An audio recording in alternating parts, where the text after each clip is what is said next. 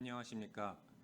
대한교통학회 제82회 학술 발표회를 시청해 주시는 회원분들과 현장에서 함께해 주시는 모든 분들께 대단히 감사드립니다. 저는 이번 학술 발표회 사회를 맡게 된 대한교통학회 편집위원장 한양대학교 교통물류공학과 오철입니다. 2월에서 연기된 제82회 학술 발표회가 드디어 오늘에서야 개최하게 되어 대단히 기쁘게 생각합니다. 곧바로 개회식을 시작하겠습니다. 식순에 의하여 대한교통학회 김시곤 회장님의 개회사가 있겠습니다. 예, 화면 조정상 앉아서 인사드리겠습니다. 안녕하십니까. 존경하는 대한교통학회 회원 여러분, 잘 계셨는지요? 코로나19로 인하여 여러분의 활동에 많은 제약이 있을 거라 생각합니다. 코로나가 종식되는 그날까지 끝까지 건강 잘 챙기시기를 기원합니다. 작년 말부터 코로나19가 띄엄띄엄 발생하기 시작했습니다. 올해 초에는 대구 경북 지역에서 절정을 이루었습니다. 그러한 과정에서 학계 활동이 많이 위축되었습니다. 코로나19는 치료제나 백신이 나오기 전까지는 끊임없이 우리 생활에 파고 들어올 것 같은 상황입니다. 해장단에서는 이러한 사태 추이를 유심히 살펴보다가 5월 상임이사에서 학술대회를 온라인으로 개최하기로 결정하였습니다. 그 후 바로 실시간 온라인 시스템을 구축하였습니다. 첫 번째 테스트로 지난 5월 26일 학회 사무실에서 포스트 코로나 시대 교통 변화 전망 및 대응 전략에 대한 지상자담회를 온라인 방송으로 개최하였습니다. 동시 접속수가 최대 139명을 달성하여 성공적으로 마무리했다고 자평하고 있습니다. 내친 김에 이르면 8월부터 대한교통 유튜브 실시간 온라인 방송을 실시할까 합니다. 이는 일주일에 한 번 건전한 국토교통부 비판과 교통정책 비판 그리고 교육 홍보 이런 것들이 일주일에 한 번씩 15분 방송으로 유튜브로 방송이 될 겁니다. 이 유튜브는 장차 종편방송과 연합하여 여러분들이 익히 아는 유시민의 알릴레오나 홍준표의 홍카콜라 같은 그런 위상을 가질 거라고 생각을 합니다. 자, 드디어 오늘 올해 2월에 추진하고자 했던 제82회 학술 발표회를 실시간 온라인 시스템으로 개최함을 선언합니다. 비록 온라인으로 여러분들과 대면하지 못하는 아쉬움은 매우 크지만 비대면 모임을 권장하는 국가 정책에 부응한다는 측면에서 그 의미는 작지 않다고 할 수 있겠습니다. 대한교통학회 창립 후 처음으로 실시하는 온라인 학술대회를 축하하기 위하여 오늘 국토교통부 손명수 차관님과 대도시강력교통위원회 최기주 위원장님의 영상으로 축사를 보내주셨습니다. 감사드립니다. 또한 매년 학술대회 개회식 시간에 원로 교수님을 모시고 우리 교통인에게 희망과 비전을 제시하는 멋진 특강을 하는 전통을 가지고 있습니다. 가장 최근에 정년퇴직하신 교수님 중에 한 분을 모시는 전통이 있습니다. 오늘은 한양대 강경우 명誉교수님을 모셨습니다. 주옥 같은 말씀으로 코로나에 지쳐있는 교통인에게 희망과 비전을 주실 것으로 믿습니다. 오늘은 위원회 세션과 기간 세션만을 하려고 합니다. 내일은 28편의 학술 논문 발표가 구두 및 포스트를 통해 발표됩니다. 질의응답도 일괄적으로 처리하도록 조치하겠습니다. 학술상 시상을 끝으로 폐식을 거행하겠습니다. 이번 제82회 학술 발표회는 학회 설립 후 처음으로 온라인 시스템을 진행하는 만큼 논문 편수가 많지는 않습니다. 대신 포스트 형태가 많아졌습니다. 멀리 떨어져 있어도 마음만은 바로 옆에 있다고 생각합니다. 각자 계시는 위치에서 이번 학술 발표에 온라인으로 꼭 지켜봐 주시기 바랍니다. 많은 관심과 격려해 주시기 바랍니다. 감사합니다.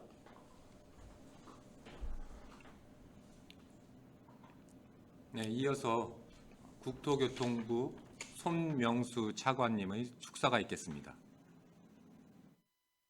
여러분 반갑습니다. 국토교통부 제2차관 손명수입니다. 먼저 제82회 대한교통학회 학술 발표회 2020 춘계 학술대회 개최를 진심으로 축하드립니다. 그간 대한교통학회는 우리 국토교통부의 영원한 동반자로서 오랜 기간 변함없이 깊이 있는 연구와 정책 제안을 해주셨습니다. 이 기회를 빌어서 김시곤 회장님을 비롯한 대한교통학회 가족 여러분께 깊은 감사의 말씀을 전합니다. 특히 금번 학술대회는 학회 설립 이래 온라인으로 동시에 개최되는 첫 학술대회라는 점에서 의미가 큰 것 같습니다. 이번 학술대회를 계기로 비대면 온라인 방식을 활용한 토론과 정책 제안이 활발하게 이루어질 것으로 기대합니다. 코로나19로 인해 우리 삶의 많은 부분이 바뀌고 있습니다. 우리의 도시, 교통체계, 그리고 이동 패턴이 많이 달라질 것입니다. 급변하는 환경 속에서 대한교통학회의 역할이 중요합니다. 함께 머리를 맞대고 지혜를 모아주신다면 앞으로 우리가 시행착오를 줄이고 더 좋은 정책을 만들어가는데 큰 도움이 될 것으로 생각됩니다. 이번 학술대회에서 논의하는 자율주행차 및 관련 인프라, 스마트 모빌리티, 교통안전 등 분야에서 좋은 연구 성과가 널리 공유될 수 있기를 기대합니다. 앞으로 국토교통부도 다양한 방식을 활용하여 학회와의 소통을 더욱 강화해 나가도록 하겠습니다. 감사합니다. 네, 행사 전에 저희 학회 사무국으로 오셔서 축사를 사전에 촬영해 주셨고요.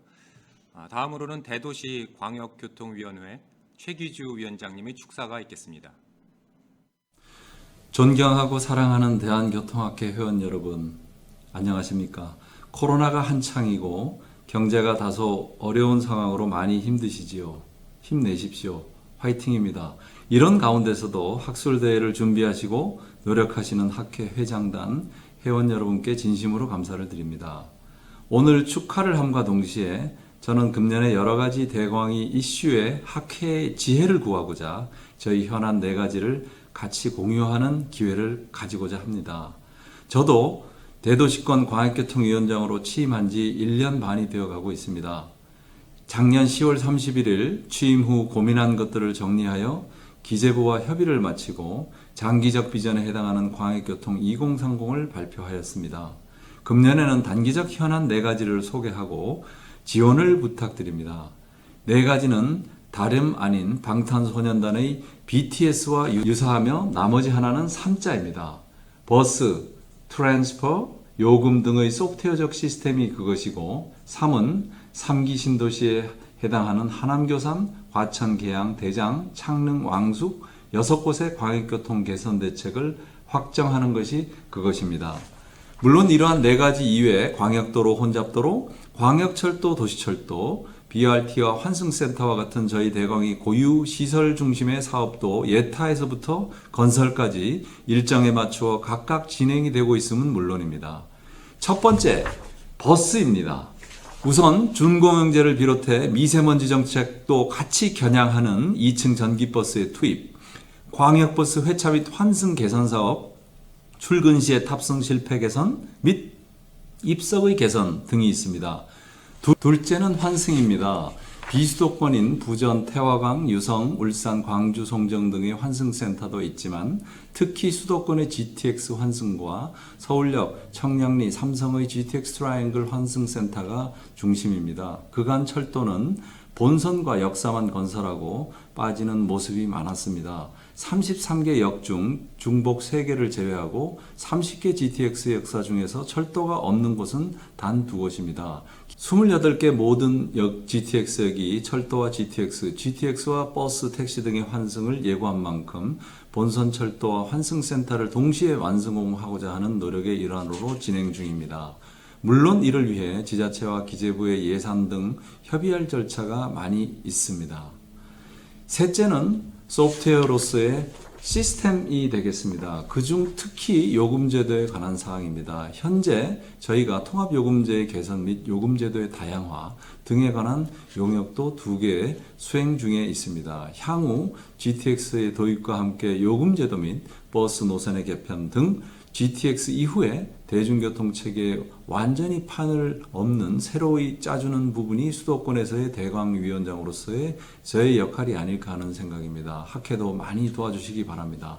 이 3가지를 위해서도 대광법을 비롯한 법체계의 정비가 필요합니다. 노력 중에 있습니다. 법의 뒷받침이 없으면 제반 정책의 시행 효과가 미진할 수밖에 없기 때문입니다. 마지막으로 3기 신도시입니다.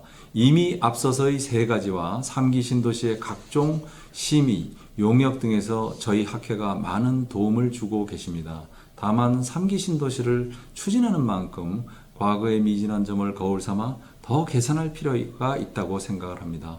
광역교통특별대책지구에 관한 법제도를 작년에 신속히 준비하여 대광법에 투영하였고 3기 신도시야말로 도시 측면의 노력과 함께 우리 교통에서는 대중교통의 강화와 신속하면서도 완벽한 개선대책의 수립이 필수적이라고 생각합니다. 회원 여러분, 일도 있고 돈도 있어도 인력이 없으면 그만입니다. 학회가 관계, 업계, 학계 등으로 이루어져 있는 만큼 각각의 이러한 분야로 진출할 향후의 인력을 배출해야 한다고 생각합니다. 그러한 부분에도 신경 써 주시기 바랍니다. 각자 노력하시지만 너무 개별적으로 많이들 바쁘시기도 합니다. 공동이 필요로 하는 기초에 힘써 주시기를 부탁드립니다. 저도 열심히 노력하겠습니다. 풀뿌리가 없으면 대한교통학회도 무색해지는 게 현실입니다. 금년 온라인에서도 우리 교통 서비스가 더 발전하여 국민을 평안케 하고 또한 우리 교통 커뮤니티를 더 크게 하는 우리 풀뿌리들의 개발과 시장의 확대 그리고 커뮤니티의 행복 증진을 위해서 학회 기대를 해봅니다. 다시 한번 축하드리고 감사드립니다. 고맙습니다. 네, 3분의 인사 말씀에 진심으로 감사드립니다. 그럼 다음 순서로는 특별 강연을 시작하도록 하겠습니다. 오늘의 특별 강연은 한양대학교 강경우 교수님께서 해주시겠습니다.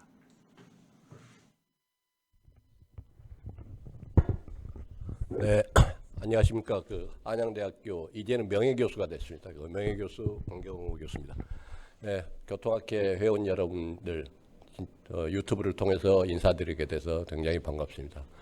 특히 이번 춘계 학술 대회가 여러 가지 우연곡절 끝에 이렇게 훌륭한 장소에서 우리 김시공 회장님의 탁월한 리더십에 의해서 이런 유튜브 방송으로 성공적으로 진행되게 된 것에 대해서 축하 말씀을 드리고 오늘 특별 강연을 초청해 주신 데 대해서 교통학회 회원 여러분, 특히 오늘 그 회장님과 그 부회장단들, 그다음에 그 사회를 보신 편집위원장들께도 진심으로 감사드리겠습니다.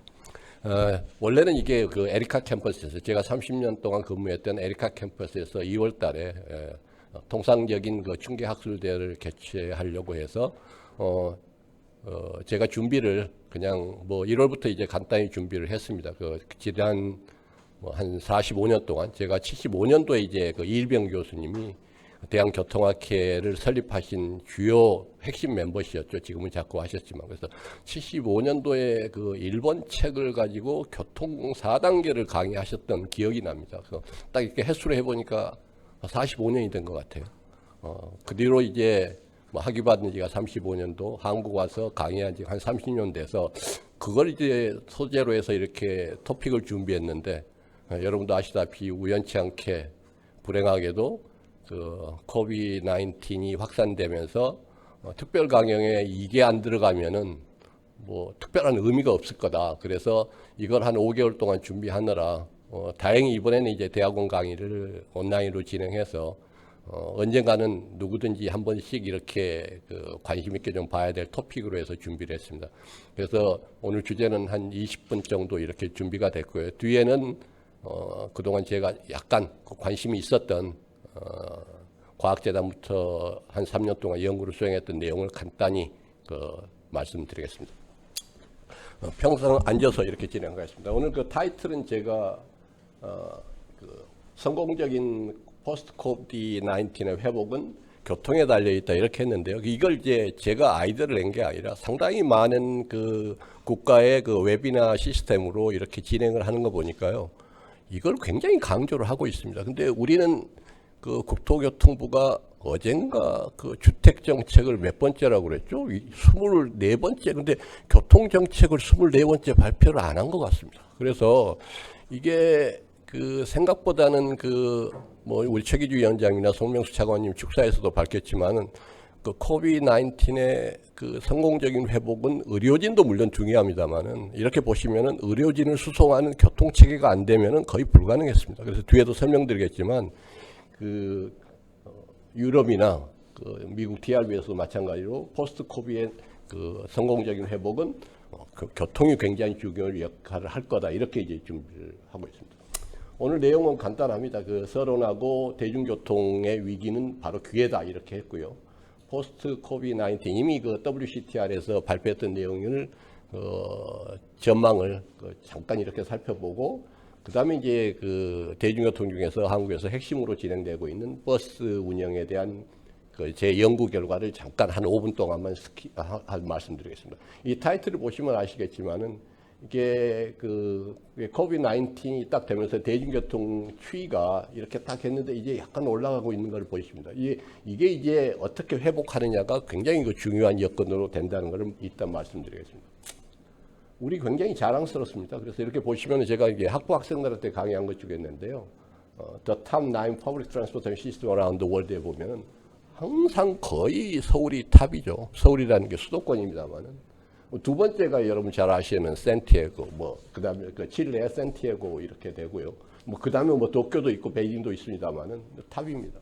그럼 왜 탑이라고 이렇게 선정을 하냐 보면은 외국인들도 이렇게 보면 한국의 탑이 뭐냐 보면 K탑 역시 뭐 그다음에 배달 뭐 이런 것들이죠. 와이파이 한글 다 있습니다만은 항상 안 빼먹고 나오는 게 대중교통입니다. 그래서 오면 뭐 세계에서 탑이고 외국인들이 엄지척에 탑은 대중교통이다 이렇게 합니다.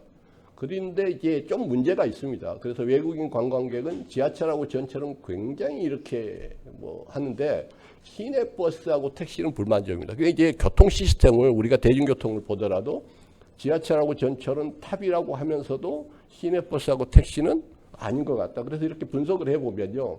대중교통은 공영이냐 중공영이냐 민영이냐 그건 우리 전문가들한테 중요한 거지 외국인들과 시민들한테는 전혀 중요하지 않습니다. 그래서 우리 착각을 하고 있는데요. 뭐 중공영이니까 우리는 좀 안 좋다. 민영이가 안 좋다. 그건 익스큐스밖에 안 되는 겁니다. 그래서 이렇게 보시면은 만족도를 보시면 전철 지하철은 70%입니다. 외국인들한테 향해서입니다. 근데 반대로 보시면 택시의 불만족이 21% 압도적이죠. 그다음에 시내버스는 24.2%입니다. 그래서 뒤에도 말씀드리겠지만 이걸 그대로 놓고는 포스트 코비드-19이 성공적으로 그 회복하기는 어렵지 않겠냐. 그래서 이제 준비를 했습니다. 자, 문제는 이제 여기서부터 시작되는데요. 그 경기도 버스 제가 뭐 한 9년 동안 그 버스 정책위원장을 그 부지사랑 공동으로 했는데요. 거의 뭐 한 50%가 이렇게 감소하니까 거기 이제 중공영이라고 그러죠. 그러니까 전문가들은 알지만 이제 막대한 적자를 보고 있습니다. 이렇게 보시면은 뭐 마일버스 뭐에서 35%, 40%, 50% 이렇게 감소를 하고 있고 광역버스 같은 데는 70%, 80% 이렇게 지금은 약간 회복됐습니다만. 자, 그래서 우리 여기서 보면 되지만 중공영이나 민영이나 지원의 필요성은 이미 하고 있습니다. 그래서 경기도만 해도 뭐 3차례에 걸쳐서 뭐 1,200원을 조기 집행했고 근데 1,000억을 집행을 했는데 추경에서는 빠져 있습니다.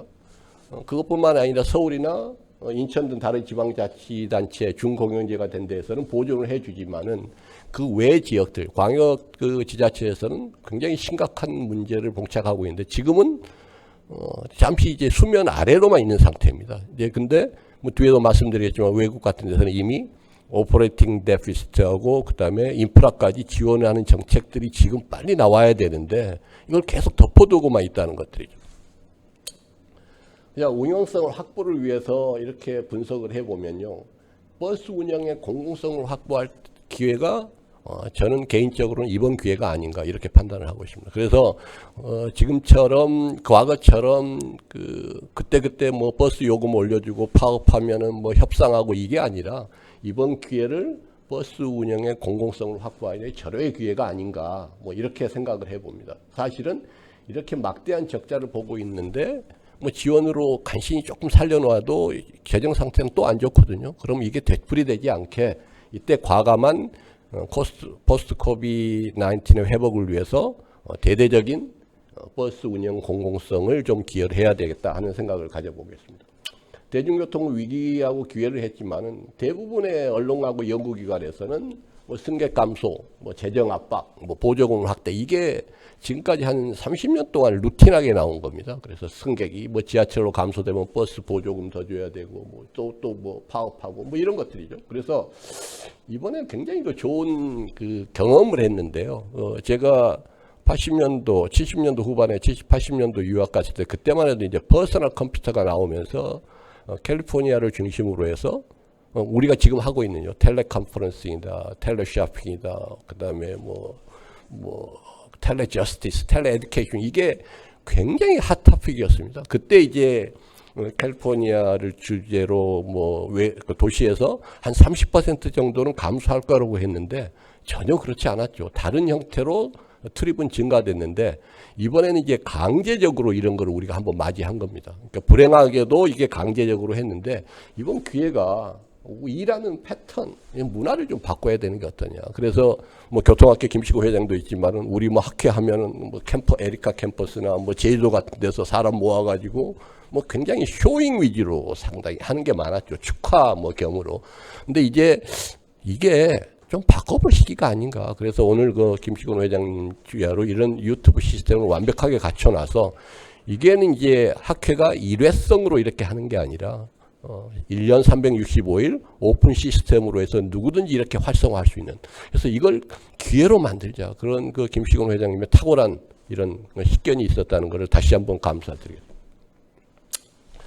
이 한번 보면요, 수도권의 직장인 출퇴근이 115분인데 이거 보시면 경기 134 뭐 이렇게 나오죠. 그래서 우리는 별거 아닌 것 같이 생각하면 돼요. 그러니까 100분, 140분 이게 있을 수 없. 대중교통의 교통 전문가라면 이게 있을 수도 없는 문제거든요.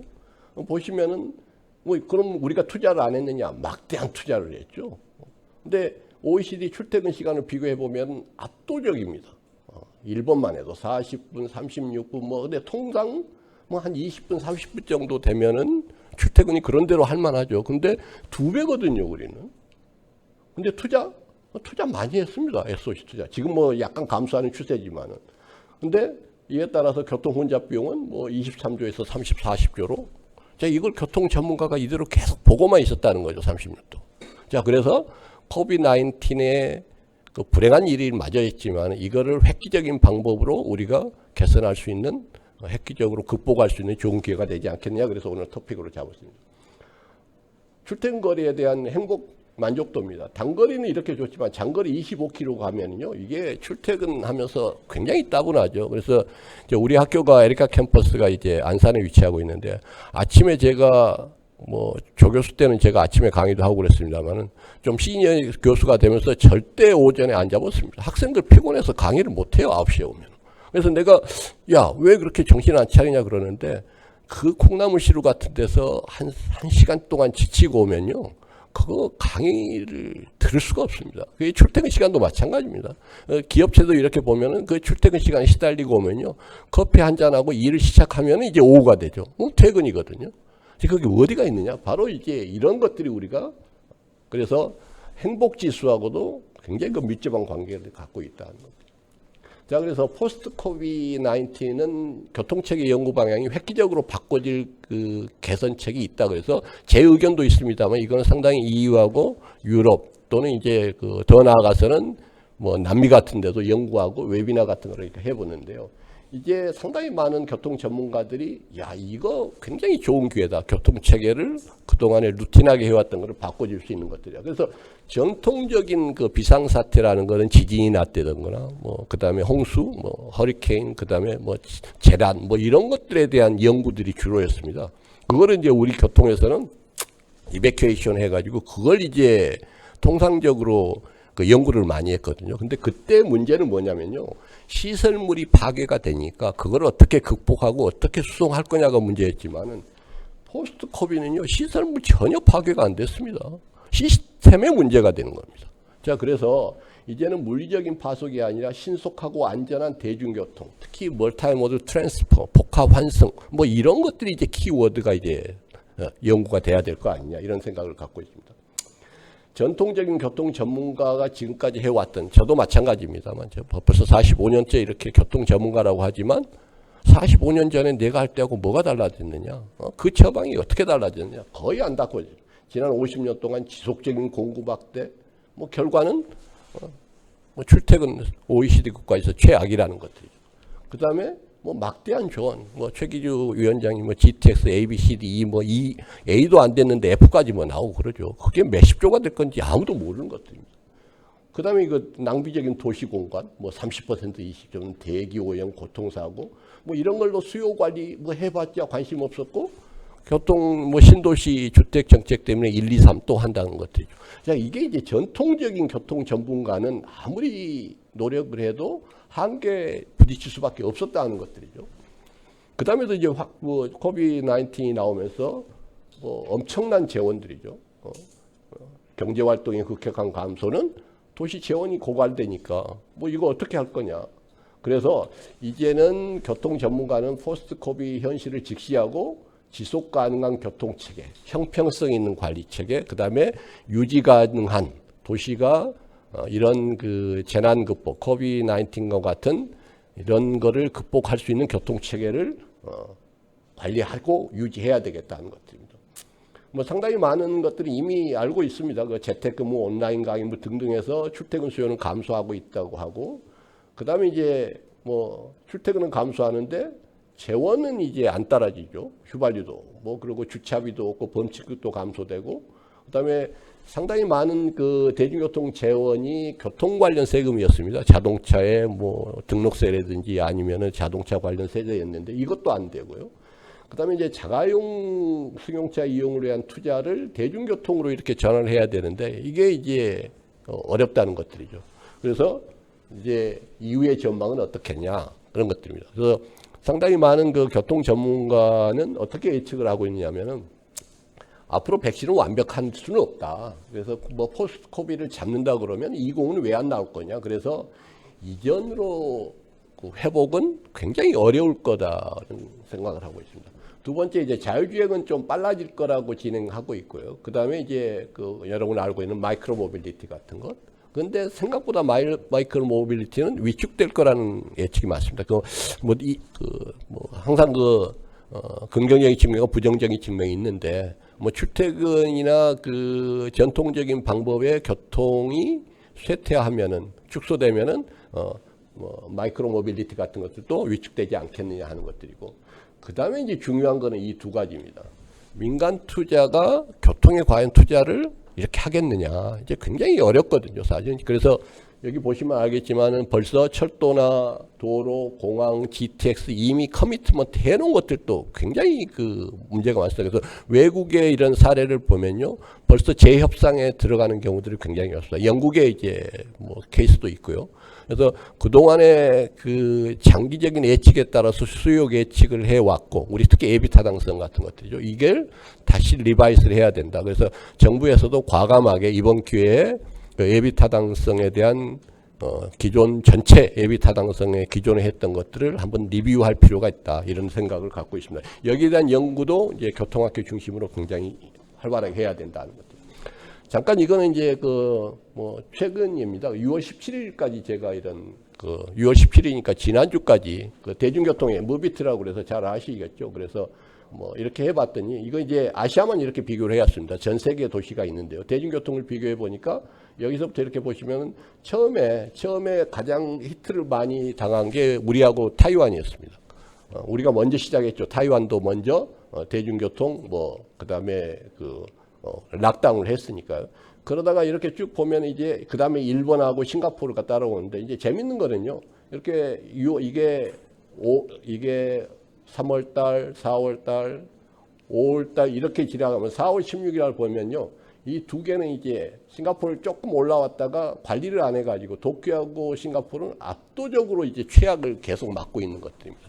반면에 타이완하고 한국은 처음에 이렇게 시작을 했지만 이제 극복하는 추세고, 그 다음에 2월 16일입니다. 6월 16일 보면은 거의 대중교통은 이전 수준까지는 안 됐습니다만 상당한 회복을 타이완하고 타이베이하고 서울하고는 굉장한 그 회복 속도를 완만하게 유지하고 있는 반면 처음에 잘했던 싱가포르하고 도쿄는 대중교통이 거의 뭐 한 40-50%가 이런 절감 상태를 갖고 있습니다.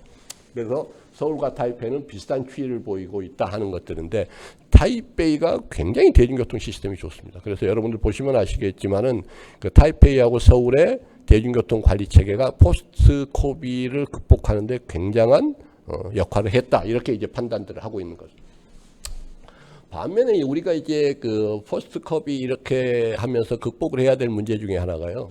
이거 보시면 아시겠지만 경기학원에서 발표한 최근 겁니다. 이렇게 보면은 속도, 그렇게 많은 그 출퇴근도 온라인으로 하고 강의도 온라인으로 했는데요. 자동차 속도는 안 줄어들었습니다, 이게. 그러면은 이게 이상하다. 그래서 이제 전환을 한 거냐 이런 생각도 해보냐는, 서울시의 도로의 차량 속도는 뭐 가장 많을 때가 한 8%인데 이제는 이제 똑같습니다. 그래서 전통적인 교통 체계의 그 처방으로는 교통 체계에 문제가 있다 하는 것들이 금방 여러분 아실 수 있을 겁니다. 그래서 이제 이런 거를 보고 그 앞으로는 어떻게 전망을 했느냐. 근데 퍼블릭 트랜스포테이션은 계속 나빠질 거고, 이거 EU하고 미국하고 차이나의 이런 전문가들에 대한 집단입니다. 그래서 보면은 뭐 거의 다들 그 교통 체계를 보면 거의 트랜스포테이션 모듈이 다운되는데, 뭐 쉐어링 같은 거 약간 하지만은 뭐 거의 다 다운됐거나 하는 것들이 맞죠. 여기는 이제 이미 그 교통 그 학회에서 이미 설문조사를 해서 WCTR에서 포스트 코비드를 한 중심으로 해서 이제 발표한 내용들인데요. 이거는 학회 여러분들이 이미 학회 홈페이지를 통해서 여러분들이 아실 수 있기 때문에 관심 있는 것만 몇 개 하고 넘어가겠습니다. 장기적인 전망은 어떠느냐. 그래서 온라인 집회 참여 감소 이런 것들은 앞으로 계속 갔는데, 중요한 거는 이제 대중교통 이용이 한 50% 정도의 전문가들이 계속 감소할 거다, 이런 이제 주장을 하고 있고요. 그 중에서도 승용차, 보행, 자전거, 그래서 전환을 하는데 대중교통에서 어디로 전환을 하느냐, 압도적으로 이제 승용차로 많이 전환하고 걸어 다닐 거다, 자전거 뭐 이런 식으로 이제 진행을 하고 있습니다. 그다음에 이제 장기 패턴은 어떻게 될 거냐. 그래서 긍정적하고 부정적을 해봤는데요. 승용차 이용은 상당히 긍정적이고, 온라인은 이게 이제 우리 그 교수님들 많이 계시지만 긍정적, 부정적이 같이 나눠 갔습니다. 그래서 긍정적인 측면도 있는 반면 부정적인 측면도 많이 나옵니다. 그래서 뭐 학교 회원님들, 학생분들도 많이 계시지만은 뭐 이게 뭐 교육이냐 뭐 이렇게도 나올 수 있는 것들이죠. 그 다음에 온라인 근무는요. 온라인 근무는 생각보다는 아주 압도적입니다. 그래서 부정적인 거는 거의 없습니다. 그래서 긍정적인 게 한 80% 정도 된다. 그래서 이게 제가 처음 말씀드린 기존에 있는 직장 문화 또는 출퇴근 문화가 이때 좋은 기회가 되지 않겠느냐, 이런 생각들이 이제 외국에서도 갖고 있는 것 같습니다. 자, 그래서 사회 구조를 이렇게 보시면요. 5년 내에 획기적인 교통 정책의 변화를 해야만 된다 하는 게 이제 대부분의 그 교통 전문가들이 이번 기회를 통해서 5년 내에 교통 체계를 전반적으로 정책을 바꿔야 된다 하는 것들이고요. 두 번째는 이제 정부가 더 적극적으로 개입을 해야 된다는 것들입니다. 이게 이제 우리는 지금까지 뭐 특히 뭐 버스 같은 경우는 거의 그렇게 뭐 방치 상태였죠. 근데 사실 정부가 적극적으로 개입해야 된다는 게 부정적인보다 긍정적이 굉장히 많았고요. 그 다음에 이제 전통적인 그 공중버거에 대한 거를 교통하고 연결을 시키지 않으면 안 된다는 것들이죠. 뭐냐면요. 여러분 잘 아시겠지만 이번에 그 필수 요원들요. 그러니까 뭐 구급차 요원이나 그 다음에 뭐 병원 진료원들, 간호원들, 의사분들 이런 분들이 전부 자가용으로 출근할 거라고 생각하시는데 천만의 잘못입니다. 그래서 거의 30% 정도의 필수 요원들을 수송할 수 있는 대중교통 체계가 반드시 공중버거라고 관련돼야 된다 하는 것들이고, 이게 이제 꽤 재밌는 내용인데요. 사회 경제적인 특히 교통을 포함해서 코로나 바이러스 19 이전으로 회복은 정상적인 회복은 아닐 거다 이렇게 판단을 하고 있습니다. 그래서 이제 뭐 제가 좋아하는 말 중에 하나였는데요. 공중보건에 대한 체계적인 교통 정책을 이제 패스라고 이렇게 표현해가지고 전통적인 교통 정책 방향입니다. 정부 조직도 국토부도 생각을 해봐야 될 거고요. 교통 교육도 우리가 교육하는 우리 교통 교육기나 또는 교통 연구기관, 교통 관련 학회들도 이제 공공보건에 대한 교통 체계에 대한 관심을 좀 가져야 된다는 것들이고 성공적인 코비드-19는 우리나라의 교통 체계가 중요한 거다 이렇게 판단했습니다. 마지막 슬라이드에서 잠깐 이렇게 보시면은 이제 교통학회가 이제 새로운 이런 전환기를 맞이하고 굉장히 야심차게 준비했고 굉장히 놀랄만한 시스템을 갖춰놨는데 어떻게 할 거냐. 그래서 각 상임위원회 태스크포스, 코비드-19 태스크포스를 구성해서 도시교통 다 좋습니다만은 매주별로 특정 요일에 웨비나를 정기적으로 이렇게 하는 게 바람직합니다. 이게 이제 일회성으로 하거나 아니면은 뭐 공고를 해서 하면 안 되고 이게 이제 뭐 최소한 뭐 한 3, 4개월 정도는 미리 노티스를 줘서 각 상임위별로 이렇게 발표를 해가지고 추계 학술대에서는 교통 백서를 좀 발표를 했으면 좋을 것 같습니다. 그래서 이제 이런 데이터베이스들이 굉장히 많고요. 이미 코비드-19 대응 종합보고서 같은 거는 이렇게 이제 보건 부분에서는 이미 나오고 있는 중입니다. 근데 교통체계도 빨리 했으면 좋겠고요. 참고로 유럽에서 이미 이제 하고 있죠. TRA 2020에서 헬싱키에서 나오고 있고 이건 TRB에서 웨비나로 여러분 아시겠지만 거의 일주일에 뭐 한두 개씩은 이미 발표해서 진행하고 있고요. 우리 저널도요. 여기 오철 교수님 있으면 조금 우리가 늦은 것 같습니다만 이미 콜포 페이퍼 많이 나왔습니다. 유로피안 트랜스포트 리서치에서는 트랜스포트 인 더 코비드-19 바이러스 에러라고 그래서 이미 올해 말 기적으로 했고요.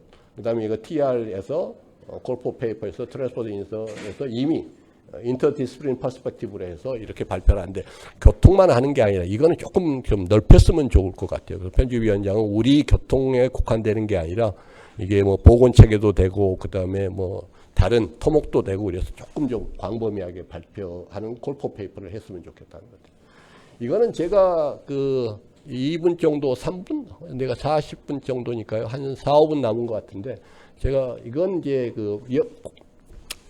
대한민국의 버스 정책 그다음에 버스를 이렇게 보면서 굉장히 관심이 많았는데요. 한 9년 동안 이렇게 해보는데 이게 이제 계속 문제입니다. 그래서 재정 적자는 계속 나오는데 재정은 계속 늘어나는데 지속적으로 이용자는 불만이거든요.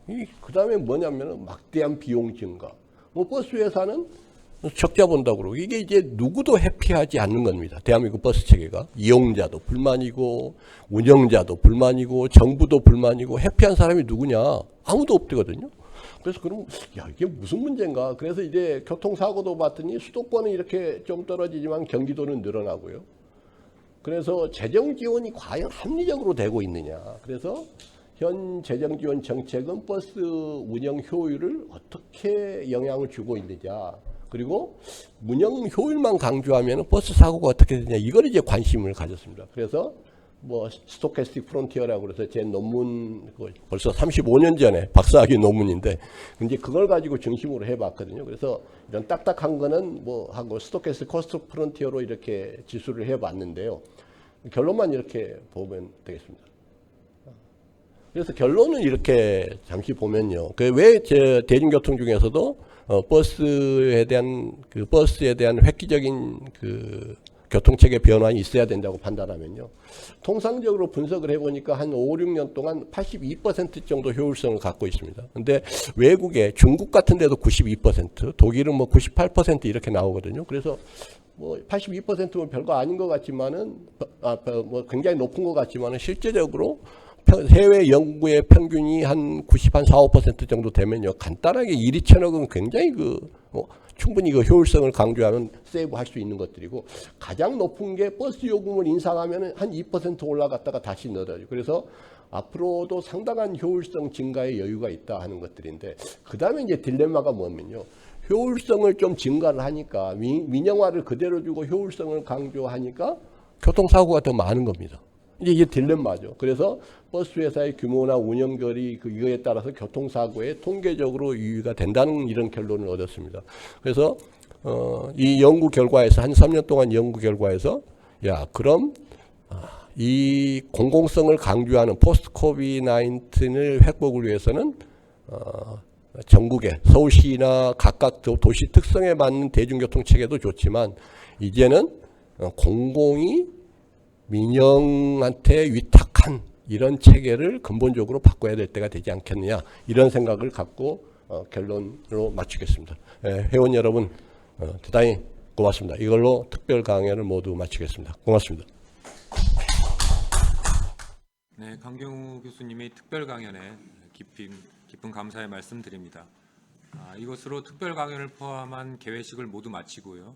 10분간 휴식 후에 10시 50분부터 첫 번째 세션인 연구회 조인트 세션을 시작하도록 하겠습니다. 계속해서 많은 시청과 관심 부탁드리겠습니다. 감사합니다.